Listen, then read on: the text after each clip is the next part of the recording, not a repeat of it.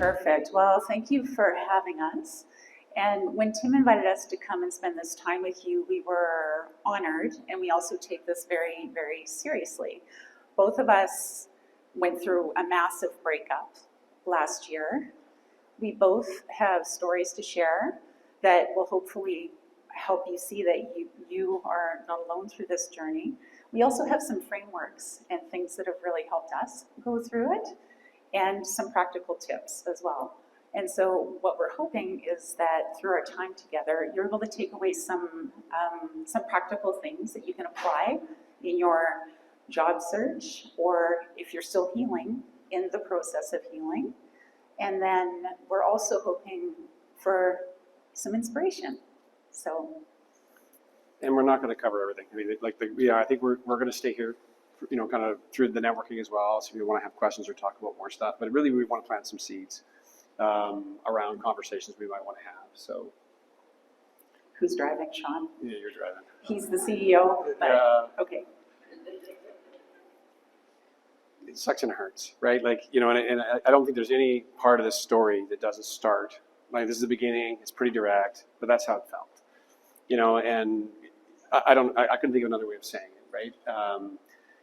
We had different stories, and Julie, like you actually were kind of in the first wave. So there's multiple waves at Big Co where we were, and there's a long story about that, but you ended up kind of being one of the first because your group was smaller, and I think maybe sharing your experience might be a good place to start. Sure. And so, yes, you will not hear us refer to our former employer by name. You'll hear us refer to it as Big Co tonight. Mm-hmm. It's not you, it's me. So for me, this job was more than a job. It was I'm going to get emotional, my forever. I loved my team. I loved my work. I was so, so passionate about it.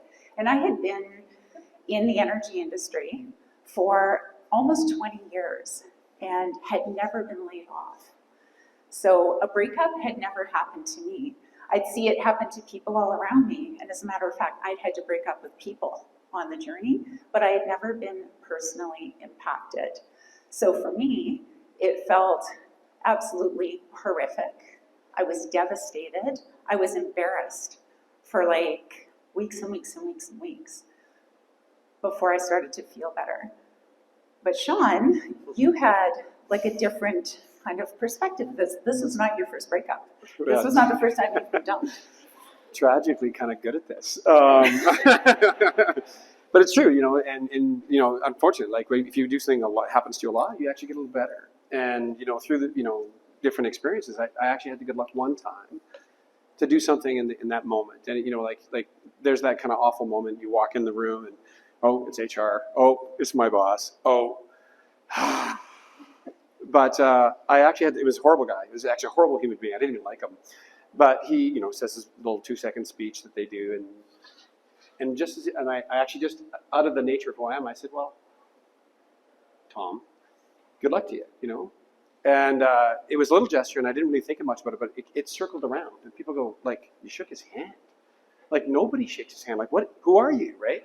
And it gave me just that smallest bit of agency.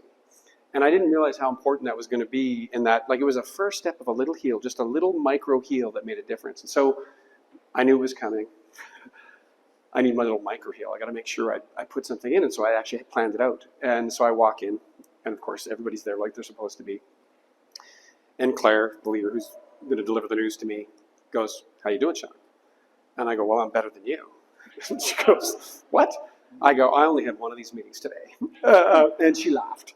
And again, it was just a little moment of, and then, all the normal things happen, and I experienced a ton of stuff.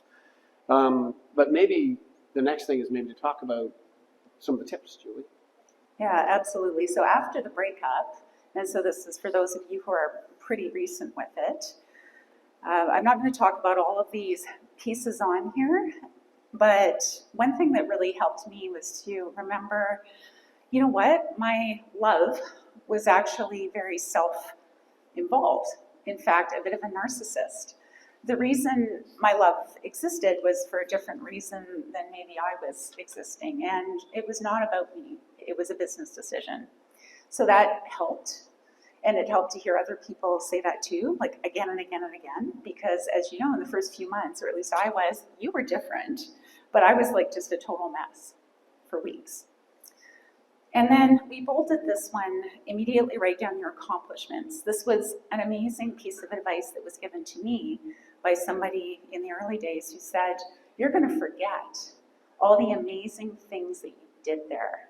You're going to forget your impact on the people around you, the work you did, how you helped that organization grow and become amazing. So take the time now and write down as many things as you can. And that act did a few things for me. One, it was like really cathartic, and it reminded me of the impacts I had had during my time there. Because at the end, it's the end. Like, it's the weirdest thing, and I think you all know what that feels like. You're walking away from that email inbox like forever. In some ways that was kind of good. But it's easy to forget what a meaningful role that you played in the organization that you were working with. The other thing this does is it starts to shape your story and how you think about your past. And as a matter of fact, how you tell your story going forward. It helps give you proof points for job interviews as well. So that's why this one is so important. So Shawn has some stories, and this is one of his things. He's like, caring can land funny. And this is about all of the people who kind of reach out to you after the breakup. And it is super silly, right? Like, it's super silly what can actually go back, maybe to spiral back to a previous emotion, right? And I was doing really good. I thought, hey, I'm good. I'm going to start a company and do all these great things. And I go to poker night, and I happen to be at the poker table with 8 guys. One of them also got laid off, and he's actually exactly my same age. And everybody was so caring, but it was like, oh, it's going to be okay, And I'm like, no, I'm good. No, I know. You sure you're good, right? Like, and it's just like, and I collapsed, like inside. I lost $100 because like I lost every poker game. But literally, I was just like, wow, why did I collapse so quickly in that moment? It was just people trying to care, and it took me, 2-3 days to kind of get my mojo back. And so, I think that's kind of sometimes things, the unexpected things can drive you back. Some expected things, it's like ghosting, And actually, I have a friend here, John, who's actually in the audience. Thanks, John. But he John kind of didn't ghost you. John didn't ghost me. No, he actually is really good friend. Colleagues you worked with that you thought were your friends, some didn't return your calls, right? And he gave me a perspective on it, which was, they're scared, right? They're in the situation. They want to see you do well. They're terrified that you're not going to do well, and they don't know what to say. And so, having that reframing of it felt really bad that 80% of the people that I thought were good friends aren't taking my calls now. And I found, with that perspective a little bit over time, some of those people, as I started to show signs of health, actually returned into my life. So I think it's pretty crazy. The other thing about that is that in a breakup, sometimes people choose sides.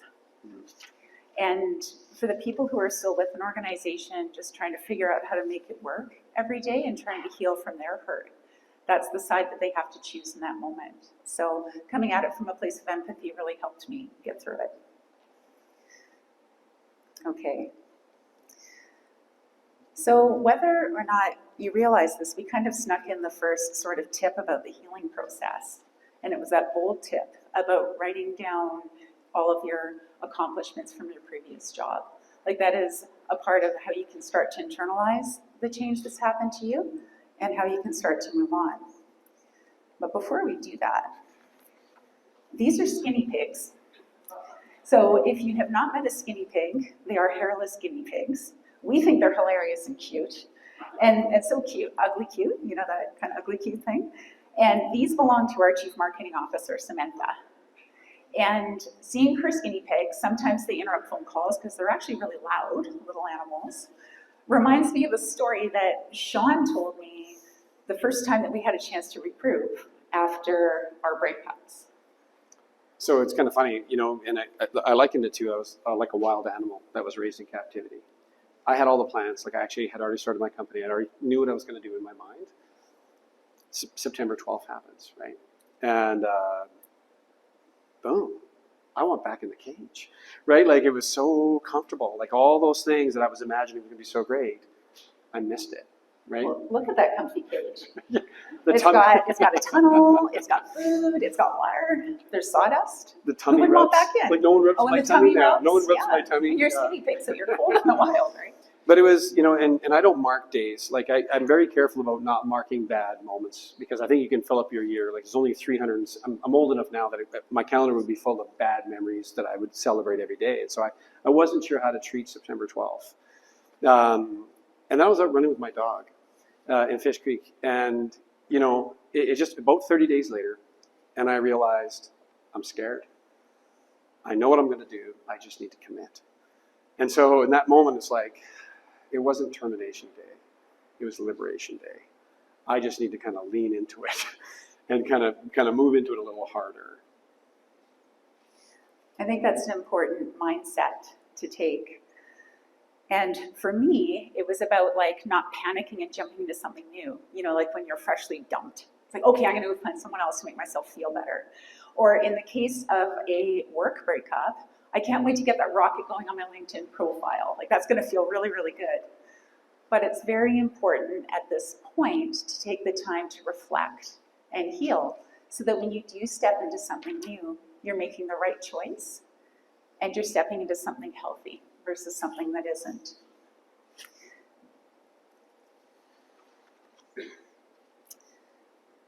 And this saying really helped me. And it was hard for me to believe at first that there are 3 gifts in every adversity or setback. Sometimes you have to really dig to find them, but there are 3 gifts in everything. In this case for me, it was a chance to learn, grow, and do something different. That's an enormous gift. It also gave us being my husband and I, the geographic freedom for him to think about working in different locations. And that's worked out really well for him. And then we were given many gifts from our previous employer and frameworks that we were able to take forward with us moving into the future. We were given the amazing tools. I keep hitting the computer like this. Shawn, would you like to talk to this? So I had the bad luck of actually needing this framework in my last job. So, to be kind of just candid, my sister has mental health challenges, and it's heartbreaking actually.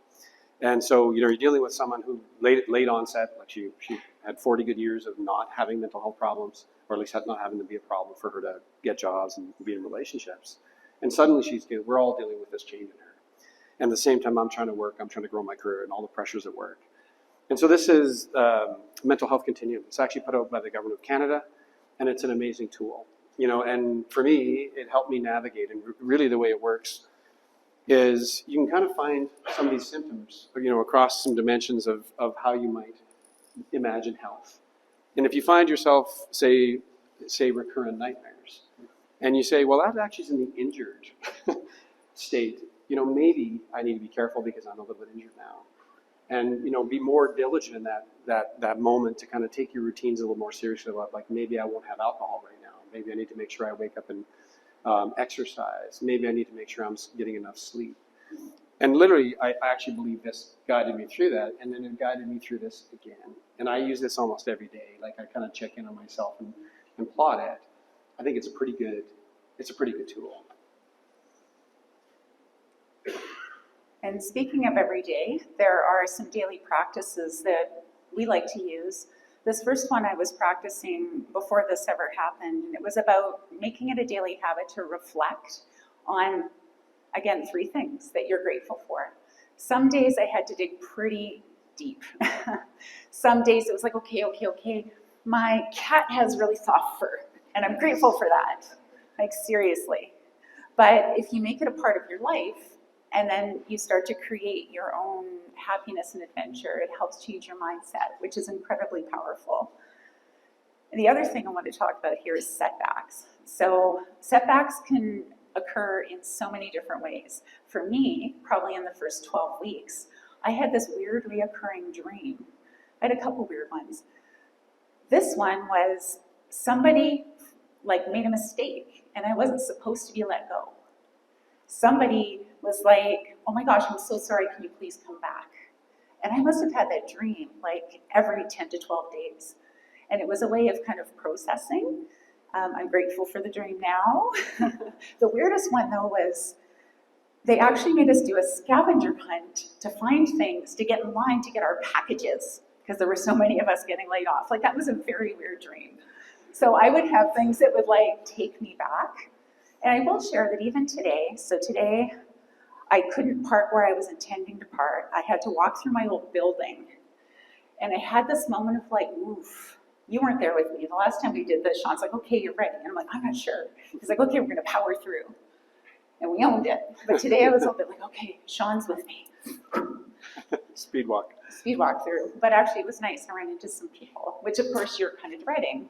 But at the same time, it's nice to reconnect with people who you genuinely cared about in your work community. So expect setbacks. They're gonna happen. I'm about 7 months out, and I have one today. And I think to that mind too, you know, like when I think about this, it's like, it's actually, I have setbacks all the time. We're all on a journey. The journey never ends. But I think about that resiliency and how important resiliency is to us just in our society today. There's so much change. There's so many things happening. And so I always kind of go, chance to practice a bit of resiliency today, you know, okay. You know, and John, actually, I'm going to keep referencing John. John gives me all my good tips. So John, do you want to put up your hand so everybody can get a good tip later today? But you know, he has this 5, 4, 3, 2, 1, right? 5, you know, when you're in a moment of kind of maybe you're not doing that good, what are 5 things you see? What are 4 things you hear? Smell? Touch? I get them wrong, so if you see me licking stuff, 5 things. You know how it works. But you know, and I think I want to kind of maybe turn a little bit the next session over to you, like because I didn't like. I had to kind of commit to something that wasn't looking for a job. And so I didn't really practice any of those skills in that. But Julie, I think you did spend some time, and maybe it is a good moment to just kind of talk through some of the things you learned in that journey. Yeah, absolutely. So much like love. So this was the best piece of advice I ever got from a girlfriend. And this was before I actually met my current husband. She said, okay, what you have to do is order him up like a pizza from the universe and be very, very specific. So I'm like, how specific? She's like, okay, here we go. Thin crust, extra sauce, double cheese, no olives. Like that specific. And when you start to think about what do I actually want to do now? I didn't ask for this, but now that it's here, what is going to make me happy? And for me, I knew, okay, I'd had this big corporate experience at Big Co.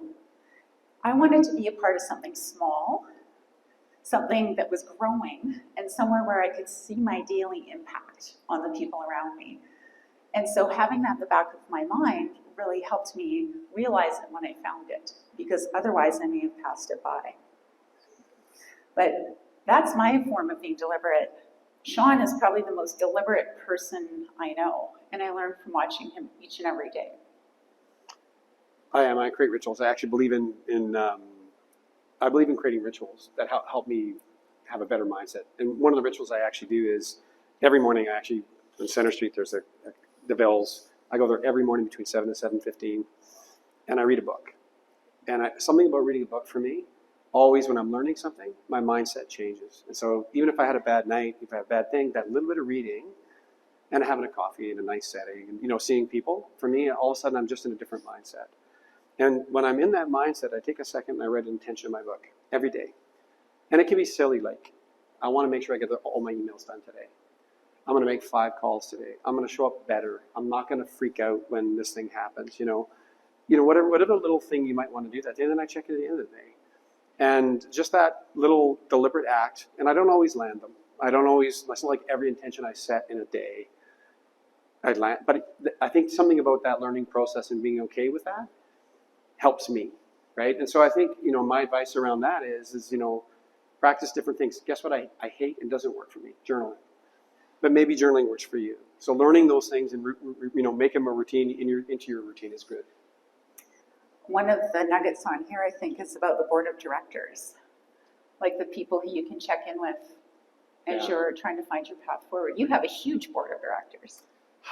I do, and I think I actually think everybody does, but I think sometimes you forget to realize you have them, you know. And John, thank God he came here because he's just like going to get poked at all the time. But he's almost like anytime I have a crisis in life, he's almost the first person I go to. You know, just because maybe I'm not ready to talk to my wife about it. Maybe I want really to tell my friends. John always laughs at me, no matter what it is, and he'll tease me about it, he'll make me laugh about it, and it's always where I want to start, right? And so that, one of my board of directors is a good friend, long friend, but there's all kinds of people in your life that actually, when you get to it, it's like, hey, what do you think I should do? It's just a good habit. And then there's this narrative. So just like a breakup, people almost get a little tired of hearing about your ex, right? So you had an incredible gift for framing your narrative and building and sharing it. Like, that's been really important to you. Well, and I don't think it stops. Like, actually, if you'd have talked to me last week about what I do in my company, my narrative would have been different. Because you practice it, you learn it. When you talk to people, you start talking to your friends, you talk to your dog, you talk to, but bit by bit you realize those words don't sound like me. And I think it takes a lot of work over a lot of time and a lot of practice to actually find the words that represent you, stuff that you feel comfortable with. And I actually think it's just something you should be investing in every time. Everybody has a story. And back to that nugget, right? It starts with remembering the accomplishments that you did. You're a whole human being, you did a million things, and not letting that one small sliver of a moment define everything that's happened before or anything that'll happen after.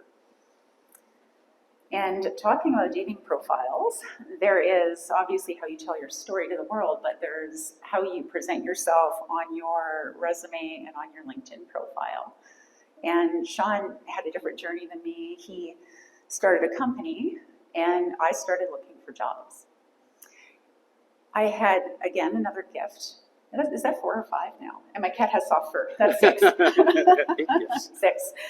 One of the gifts was I had an outplacement person help me with my resume. And something that had changed since the last time I looked for work, which was like 20 years ago, was there were these applicant tracking systems that are used now to do the pre-screen of your resume. And they're looking for very specific things. They're looking for keywords. They hate formatted resumes. It kind of trips them up.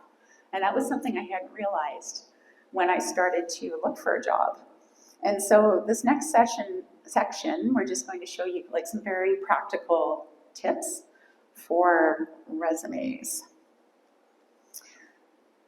So using keywords, this is the excerpt from the top of my resume. It's customizable. The headline I would change based on the job I was applying for. So obviously for this one, it was a brand marketing and communications leader. But there were other ones where it was strategy leaders or marketing leaders or brand leaders, and I would change it. My elevator pitch in the middle, this I would tweak a little bit, but the skills along the bottom, I would customize based on the language in the job posting. For a few reasons, the applicant tracking system, yes, and I talked about the importance there. But hiring leaders, when they have a stack of resumes, so then you get 10 or 15 and decide who to shortlist, they have like this much time to go through them. So just trying to make it easy for them to see the fit between you and the role. Okay, my virtual interview setup. This was another nugget from the outplacement person. So you'll see the ring light, very important because you don't want to look like all creepy in a darkly or poorly lit space. But the biggest part about this is the sticky notes around the outside. Those were the key messages I would use so that I wouldn't have to look down at my notes and I could look right into the camera when I was having a conversation. So it helped keep things very, very top of mind for me. And then some other tips for getting ready. I think I'll just talk about the practice one. My first interview sucked. Like, it sucked and it hurt actually, because I thought I was ready. I got in there. It didn't go so well, but I sure learned a lot. I stumbled over the simplest questions. Why did you leave Big Co? It did not go well. Obviously, I wasn't ready. So I took the time to actually practice the answers to the tough questions. I would record myself. I would watch it. I would fine tune it. I would record myself again and again and again and again until it flowed very smoothly. And it's horrible watching yourself, like just absolutely horrible. I hate my voice. Tim, I'm not gonna watch your snips or clips or whatever you're doing with us afterwards. But it's really important in terms of fine tuning your performance.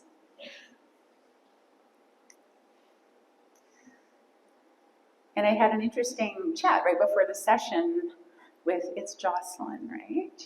Yes. And she was saying, I'm actively networking because I'm going to try that instead of doing the other thing. Posting, like applying for jobs like crazy. This is actually the most effective place to spend your time, is networking. 80% of opportunities are found through networking.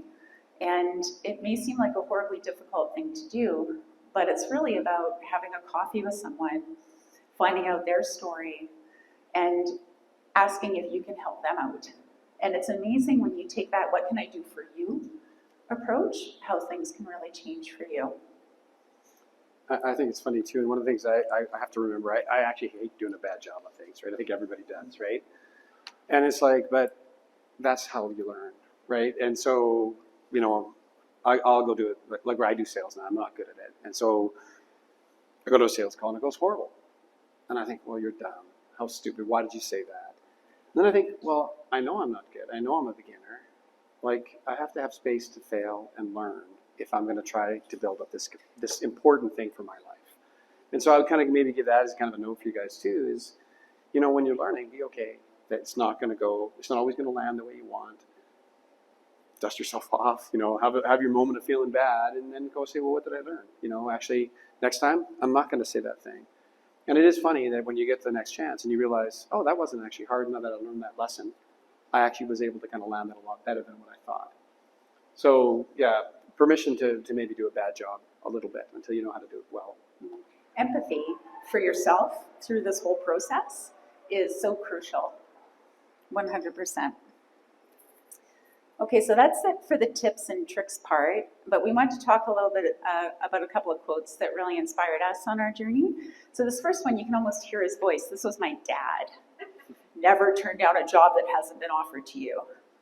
But if you think about it, it's about holding curiosity and an open mind in terms of the conversations that you're having, because though it may not be the right opportunity for you, maybe something else will cross that leader's inbox that is. Or they'll think, he or she really left an impression. I'm going to think about them when I have something more suitable. And so it's always good not to self-limit and to head into the conversation with some flexibility and curiosity. Yeah, and I think it's like, I think we talk so much about preparation and knowing what good looks like to you. You know, what would actually be the perfect thing. And sometimes you end up in a situation, and this is just an exact way I would apply this quote, is maybe you're meeting with somebody, you realize, well, this isn't the perfect thing that I was imagining. Well, I would say just stop and be curious for a second. It's a great chance to be really interested in something maybe you didn't expect. And you might learn something about a job or another place that's the unexpected thing that you might want to do or have interest in. And so, you know, yes, know what good looks like, know where you want to be, but also kind of maybe you're getting those moments and being very curious. And I think it's also really interesting I'm reading a book, it's called More Beautiful Question. And I think in my mind I just said, you know, I can't believe how dumb I am. I'm 56. And it's like, how come I didn't learn this? But like the power of a question and showing interest in what someone else is talking about changes everything. And when they change, you change. And so curiosity and good questions are actually, everybody says that. But I would just say try it. Try to think of a question of interest in somebody. Try to engage in that moment and just see if that maybe changes something that you didn't expect. So when Shawn and I were talking about how to prepare for this tonight, we thought about our story and how we actually started working together and what an unexpected gift it is, for starters. But a lot of the tips and tricks and frameworks that we talked about through the past 25 minutes or so actually led us to where we are today, which is kind of a cool part of the story. Now, we have different versions of the past. I have mine and she has the right one. Is that how we're... Yeah. Well, no, but I think it's funny, you know, like I actually really enjoyed and admired Julie, right? And so I was shocked when, like many people in our company were shocked when we heard she was no longer there. And, you know, I actually didn't want to make sure I was present for her. I reached out. She doesn't remember that part. I do not remember the reach out. Right? I was in this fog of like pain. Yeah, and so, but I just, I wanted to make sure. I said, hey, if you want to go for a coffee, if you want a glass of wine, she didn't hear it. So her story maybe starts a little later. When I heard Shawn had left the company, I reached out and I said, hey, Shawn, how are you doing? And he's like, oh, I'm doing really well. I've started my own thing. I'm like, oh, cool. Like, let's go for a glass of wine. I'd love to hear about it. So that's my version. Well, and a glass of wine is a bottle of wine, just so you know. That is kind of how that went. But it was half price wine at Earl's. That's true. So yes. It was, yeah. But it's funny, you get talking, and we're just kind of talking about the different things. And I was still learning my narrative, but this is post my run with my dog in Fish Creek. I know I have committed to this thing, and I'm telling my story this is early telling of my story. Julie surprises me. Well, what I heard you say was something like, the reason that Sephora and Sephora is here tonight, by the way, at the back, part of our community and part of our company, very important part of our company, co-founder and president. We started this company because we were seeing the frustration in large organizations where people didn't feel like they had the room to bring their full talent to the table to have impact. Like, there's a real gap between potential and performance, and we want to close that gap. And guess what? We want to solve some really tough business challenges in the process. And I was like, Shawn, that sounds amazing. How can I help? Like, you don't even have to pay me. You can pay me in wine. And go ahead. Well, he said no. I was like, what? But it's that, early story, someone shows you more interest than you were expecting. I wasn't prepared. I wasn't prepared for someone to like my story. And so, no. But you walk away and you realize, I screwed that up. And I'm like, okay, if she offers it again, yes is the answer. Yes is the answer, right? I'm kind of persistent, so I asked again. I'm like, hey, Shawn, how can I help? Like, I'm looking for, so I was still hurting. I was looking for purpose, and I was looking for a team. And I really missed those two things from my previous role. Purpose and team, and I saw it in him and in the spare parts and gasoline team. And so that's why I was so persistent. So I think you have one more story to tell. Do I? Maybe not. Which story? Doesn't matter. I don't know how that lands for you guys, and I think hopefully you feel like, I think we're all the same. We're all on the same journey. We're all on the same, this happens and happens again and happens again. If you're me, if you're Julie, it happens once every 20 years. But, I just think there's so many great things ahead for all of us. And I think there's just so many good things in this community around, even the fact that, people would form a group like this is an amazing step to say, hey, we're in this together. We're in this together. And so, we're proud to be part of this community. We're proud to be part of this community. And so, we're going to be here drinking water, and we'd love to have conversation. Not wine. Yeah. Thank you very much for the time. Yeah, thank you everybody for your kind attention.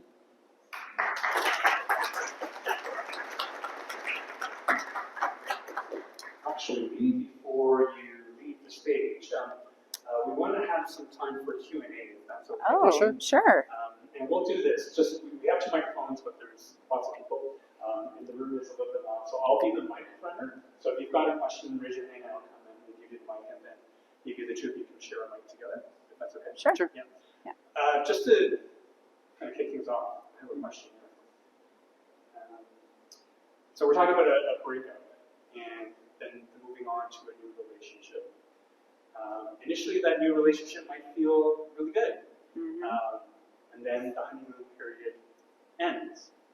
So what can you take from a previous breakup into the new relationship, such that once the honeymoon period is over, you don't get triggered or traumatized by changing in that relationship? I'm going to reframe the question a little bit. What can you not take into your new relationship? Because we talk about this, we actually talked about this as a team at one of our team meetings. It's like, ooh, I'm feeling triggered. Okay, what baggage am I bringing with me that I have to unlearn? Because if you're somewhere for, like I was, over a decade, Like, that's a really long time. You know, that's like, for me, half my life. If you're somewhere for like over a decade, you learn behaviors, you learn reactions, you learn your trigger points, you learn the culture, you learn the politics, you learn the structures, and you know how to navigate it.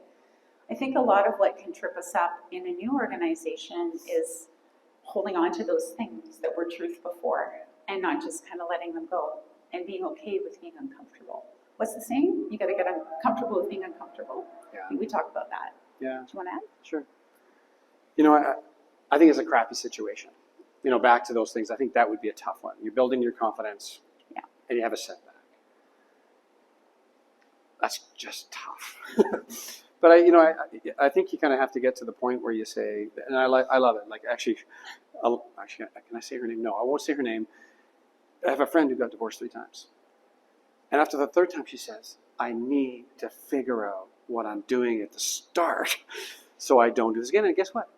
4th time was the charm. Like literally, it was. I know it's a crazy thing, but back to that, reflecting. What am I bringing into this that I don't want to bring into the next one? I'm doing something. Is it what I'm attracted to? Is it, what do I need to unlearn? And I actually kind of really admired how she did that, because like that's really tough too. Like, It's brave. So, yeah.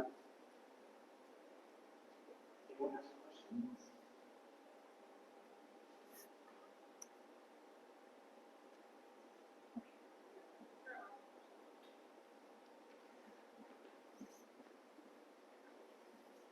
Thanks, by the way, for this talk. Amazing. What would you say, like, in the initial breakup, is the biggest hurdle for people to get over? Like, what is maybe one thing that just prevents them from starting to make those first few steps? Because sometimes after a breakup, like you were saying, Julie, we are at a standstill, right? We don't move forward, we don't take steps, we're kind of just paralyzed. So, yeah, what would you say is that hurdle, and then maybe expound on some of those steps or mindsets that someone can have? That is a really tough question, because I think for everybody it's a little bit different. I probably spent about like 3 weeks having those weird dreams I was talking about. Also just waking up and feeling really, really sad and deflated and defeated. I spent a lot of time with the cats. I do talk about my cats a lot. I'm really sorry. I've got 2. Yeah, never apologize for being a cat lady. Okay, that's good. I won't. I love it. For me, it really helped to galvanize activity by being deliberate about how I chose to plan my days. So I split my days into different parts, and every day I would start with something physical. So I would go for a walk, I would get on the treadmill, I would do a Pilates class, I would, do a yoga class. Then I would focus on something spiritual in terms of reflection, meditation. I did an awesome course called Positive Intelligence, and it's about understanding your own saboteurs and how you get in your own way. And I really dug into that during that period, because I knew that my hyperachiever is going to be like driving me crazy right now and trying to push me to achieve, go on to the next thing, when the right thing to do was pause. I would then spend a couple hours looking for work, like looking on job boards and opportunities. And then I would spend the rest of my day doing networking. So I was very deliberate about creating the structure, because I knew that without structure during that really tender time, I don't think I would have made it through. It would have been just like Netflix and cat time and lots of popcorn the whole time. Fear. I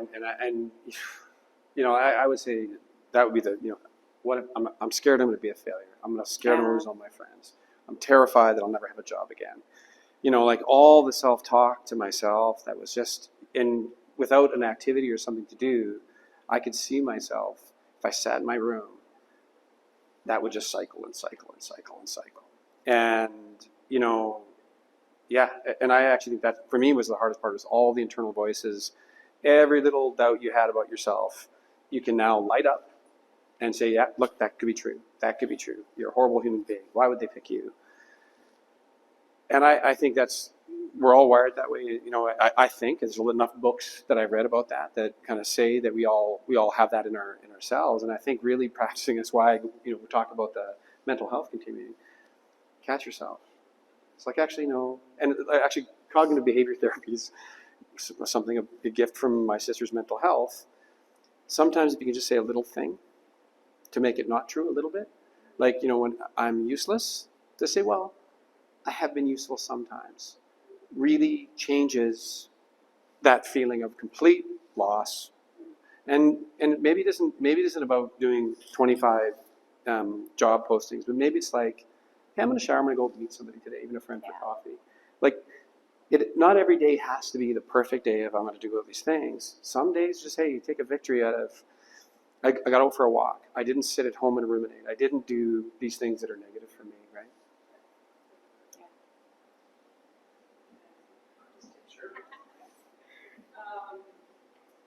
And I guess this is more like post-breakup. So you found your new love. You know, I think quite often in relationships, our first mistake that we learn from is that our identity becomes so intertwined, merged, basically conflated with our partner, our love for our jobs. And that can be problematic sometimes because we lose ourselves in that relationship. Can you maybe talk about your experience or your advice on when you found that new love, how do you maintain your sense of identity and autonomy while also making a contribution and being excited to invest in this relationship, this new job, and pour yourself into it without losing yourself, if that makes sense? Yeah. Do you want to answer this one first? Sure. Oh, I think it's turned off. Sorry. Here. That's a great question. Actually, I think the answer is probably in your question. Kobe Bryant actually is kind of famous for his work on identity, right? So I think it was the Black Mamba, and he actually, but the way the story gets told in hindsight, he thought he was losing his edge, and he got an identity coach. He was talking to his professional.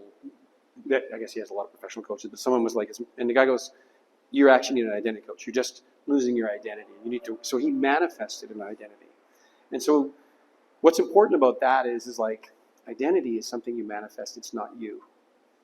Right? You are you. So I worked at Big Co.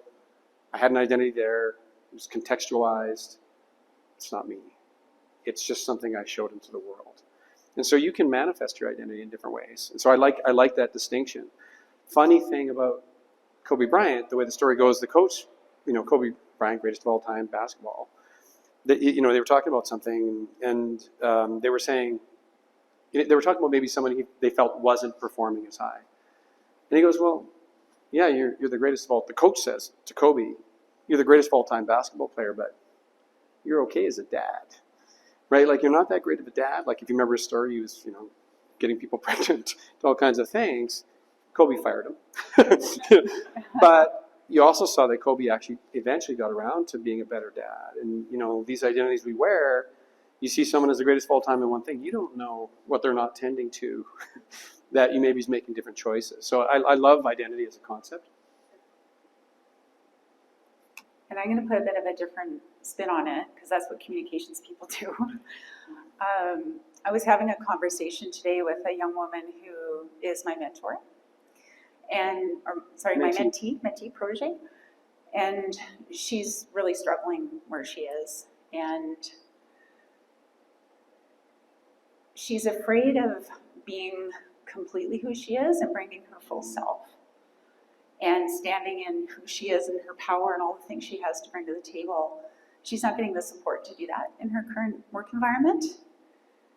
And at one point in the conversation, I said, listen, there's going to be enough people trying to make you smaller in your life. That's not your job for you. Your job is to be the best and the biggest and the brightest version of you that you can be, and don't self-limit.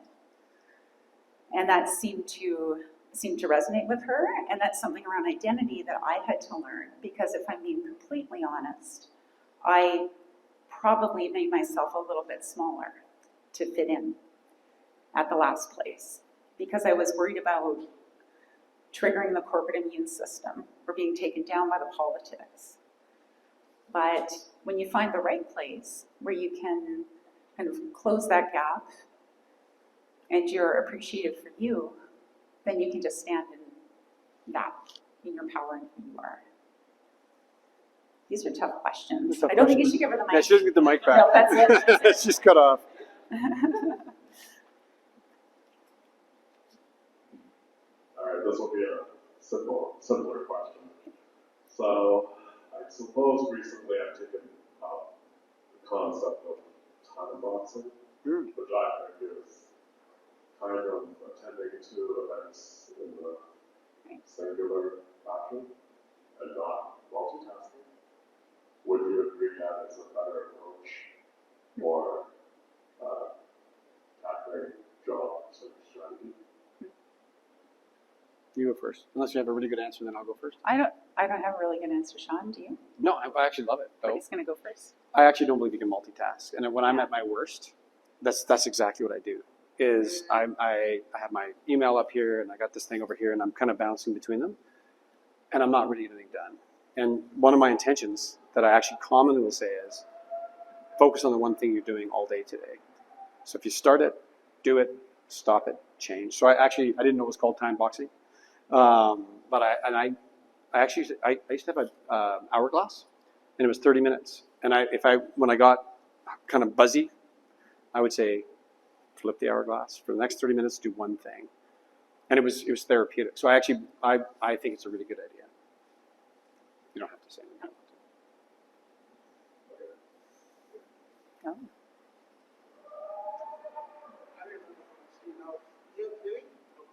Oh, I think. So after a breakup, why do we feel the need to be surrounded by people, but also why do we are surrounded by friends that we need that support, but also why do we feel stuck in a place that we can't meet new people after breakup?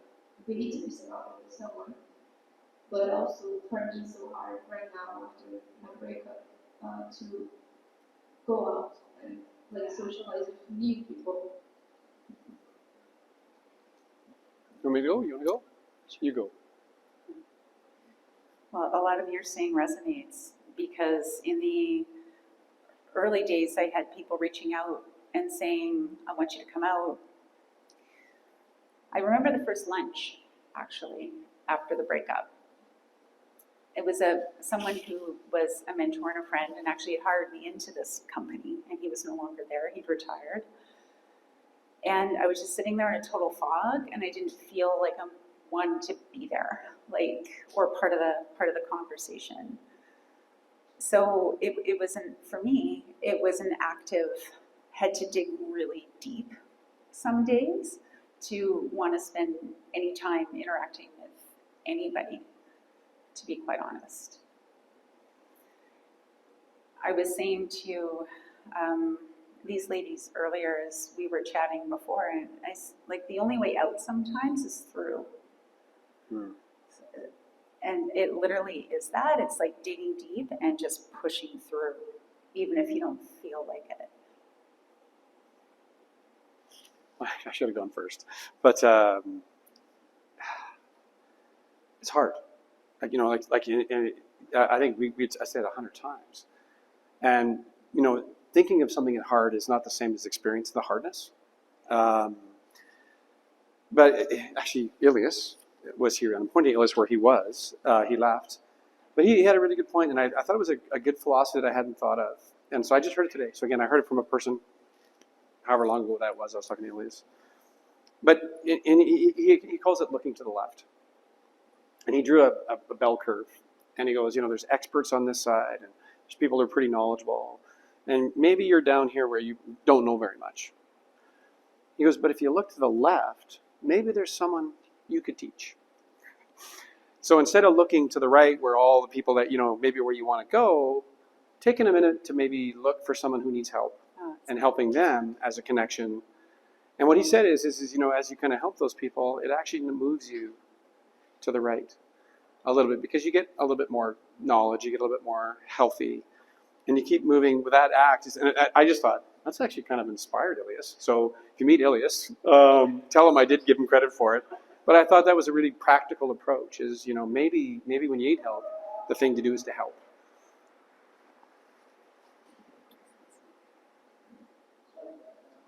Hi, my name is Kevin. Hi, Kevin. Especially today. My question is, I have many breakups. A lot of corporate roles throughout my life. New York, Toronto, Vancouver, I got a job starting on Monday. So I just got a job. Congratulations. Oh, congratulations. Yeah, hey, that's okay. In the States, yeah. Anyway, the question is, the last role I had, I think that breakup was the worst, I think. Because I've done so many. Some of it that's where it's a decision. Okay, you know what? It's a decision. That's fine. I don't think it was me. But the ones that I found is when you see a lot of companies now saying, the family, small company, small, better start with small companies here. Your family should be your job, like with this, with that, or skinny, whatever, right? The thing is, to me, like, how you recognize red flags, because I think that culture, you have the honeymoon phase, and that's all great the first 2 weeks.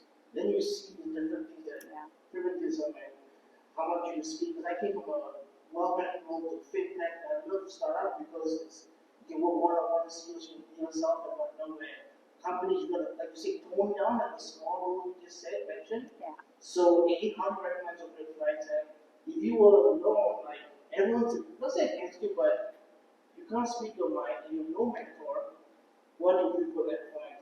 I realized that after the meeting, I was like, hey, of course that company, I don't want to name them, but I shouldn't, but hiring friends and families, very typical. I've seen this all the time in my past 28 career.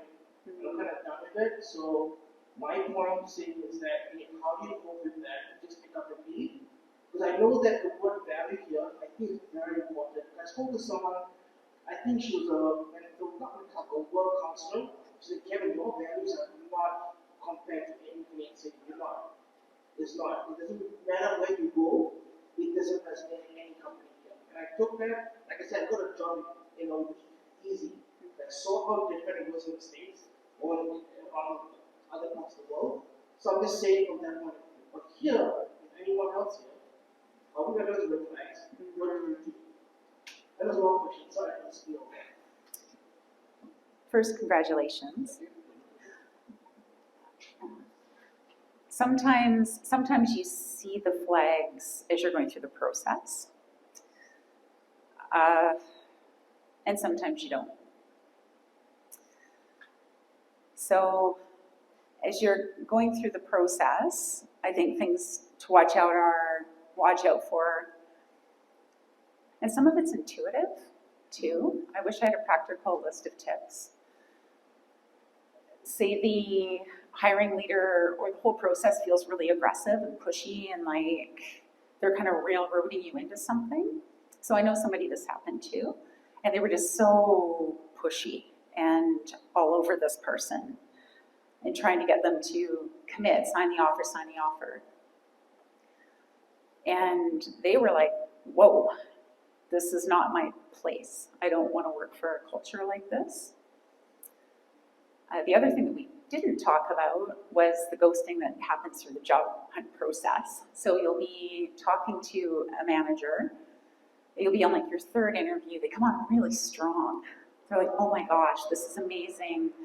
I can't wait, for you to meet the rest of the team, et cetera, et cetera, et cetera. And then they ghost you. That happens with dating too, online dating in particular. And then they just disappear for weeks. And then eventually, maybe you might hear that you weren't the successful applicant for that role. I'm grateful that they ghosted me, because if that's how they treat me when we're dating, how are they going to treat me when we're in a relationship? So sometimes you see the signs, and other times you don't. And I know somebody else so that's ghosting, catfishing. The whole process seems magical. It seems like the perfect fit. You've got the right skill set, right culture, exciting opportunity, and then you get there. And you realize that the person who hired you actually isn't a very nice human at all, is insecure, not a great communicator, is a bully, and this is what happened to this person I know.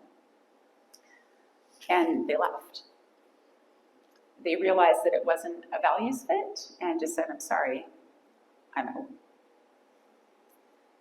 I'm sure you have an elaboration. No, that's good. I think that covers it.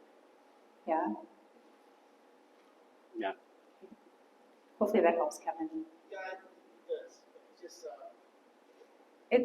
It's heartbreaking. It's just like any relationship, right? You go in with the best of intentions, you make a commitment, you stop seeing other people. You might be going through a process with other companies, and then it doesn't work out.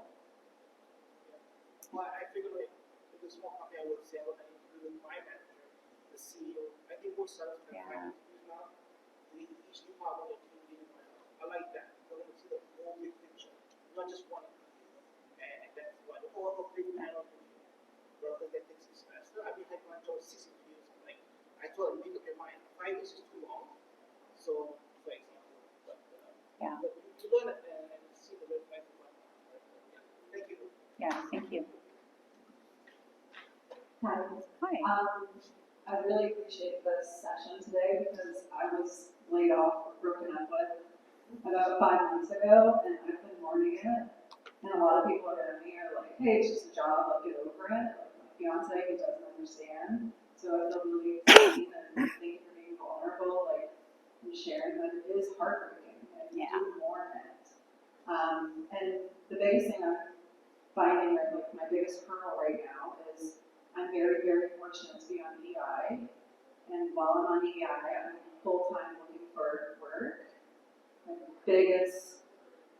My trouble right now is when do I settle for a job that I don't think I'll be super happy at, that doesn't pay as well, or like how long do I wait for that job that I know I'd be happy at and that does pay well? Because a lot of job listings come up that just pay maybe half what I was making, or they don't really excite me, I don't feel like I'm going to be passionate about it, but they're there. Like, should I be applying to those, or is it a bad idea to not apply to those and only wait for ones that really speak to me, that will pay well? I'm just having trouble like settling. I don't want to settle, but at the same time, I know it's really a tough job market out there. Competition is really high, especially for tech, which is what I'm coming from. So any advice you have, like how long you should wait before you settle? Should you hold out for something good or great? Just any advice would be great.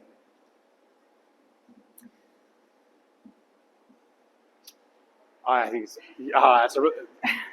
that's actually an impossible question. Yeah, like it's super hard, right? You know, and there's so many trade-offs in your life that Yeah. are very personal to you, and I think that is the challenge, right? You know, there's a reality of, you know, why is it scary? Because you have to pay your bills. You know, at the same time, you don't want to be unhappy. You know, and at the same time, you had all these things that you invested and grew, and you want to keep building on your career. And so I just don't think there's a recipe, but I do think there's people you can lean into. You know, like if you are working with recruiters, or if you're talking to your friends, or you're talking to your family and saying, what do you think I should do? I think I would tap into those people who know you and know your circumstances and say, you know, I kind of feel like this might not be the thing to do. Now, back to the thing about applying, that's maybe different. Never turn down a job you haven't been offered, right? And because you don't know what changes in an interview. I have a friend who was actually interviewed for a job at the city he didn't get. But they went, oh, you do this, we're actually posting a position for you that you should actually consider.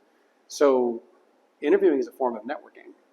And if you're curious and you're meeting people and you're earnestly saying, well, I would be willing to take a good job with you, like I wouldn't apply to things you'd never take, but that's a free networking call. And you can practice your talking, you can practice your interviewing, you can practice all those things. Maybe it's a good use of time, right? Yeah. And sometimes it's a foot in the door that's going to turn into something bigger. I was going to say something about, well, if you're talking about dating, there's definitely been Mr. Rights and Mr. Right Nows. But this is a little bit different. Sure. Yeah. So, I managed a job, right? So when I came here, I was hospitality, I overall my security, my hospitality. What I do, I created a company, it's a hospitality company, one of the biggest in the country. So I have 50 clients, I said that I made that, but because of the hospitality and security, it's a huge market, especially with the pandemic and before that. So I created a company. And the people I know in hospitality, when the pandemic, all restaurants shut down, that's what they did. They sold cars and insurance. They made a lot of money.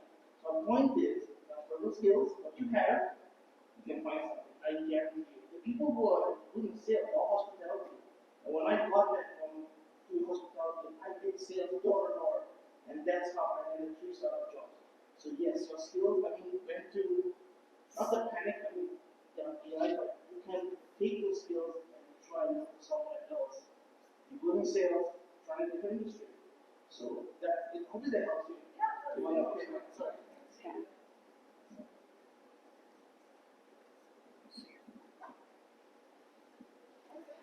Hi, my question is kind of very similar to the previous one, but let's say every single person has a different circumstances and they are looking for a job of any kind. But if you got out of those relationships and you were looking for the next one to be the quality one, and through the process, it always takes time and effort, and there are moments where you will go into that survival mode and feel like you will sign up for whatever and put effort into maybe not good quality opportunities.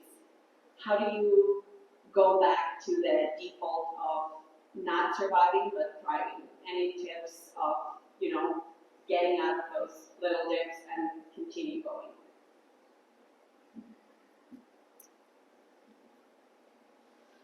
Well, I can speak to times in my career where I wasn't feeling fulfilled or very happy.